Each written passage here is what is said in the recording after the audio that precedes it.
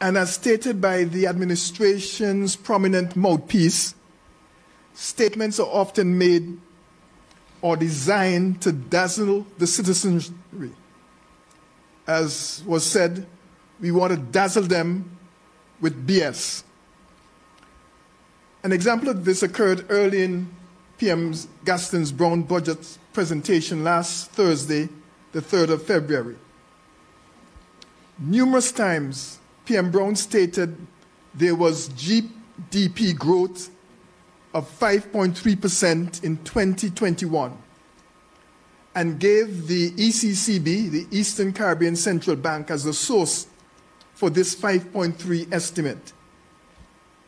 I've checked the ECCB and I'm unable to verify that the value to be assigned to this often repeated statement by PM Browne in his budget statement is true. In fact, based on the information presently available from the ECCB, and anyone can go to their website, eccb-centralbank.org. Once we check on that, PM Browne often repeated 5.3% GDP growth in 2021 is a false statement. Actually, when you actually go to the site and you look at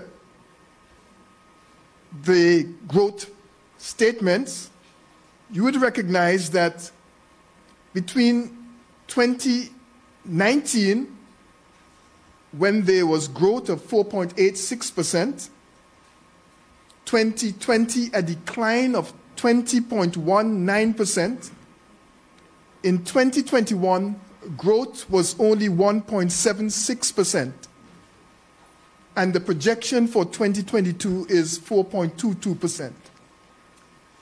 Those are the numbers if you look at them in what is referred to as in constant prices. That is when you make allowances for the change. A decline of almost 20%.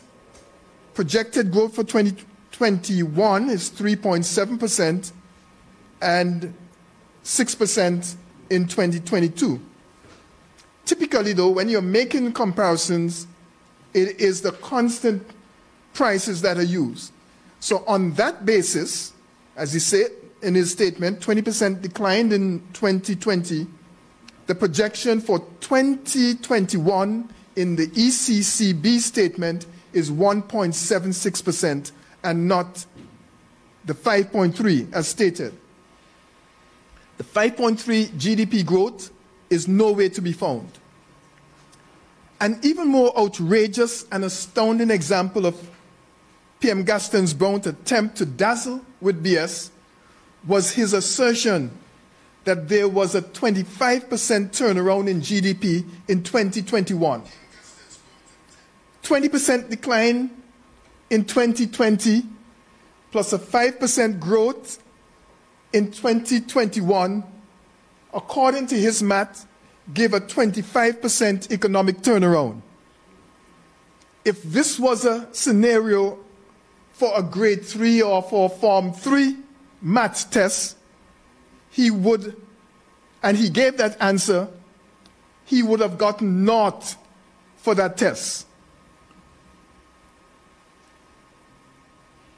As a matter of fact, Antigua and Barbuda was taken down a 20-foot hole in 2020, crawled up 5 feet in 2021.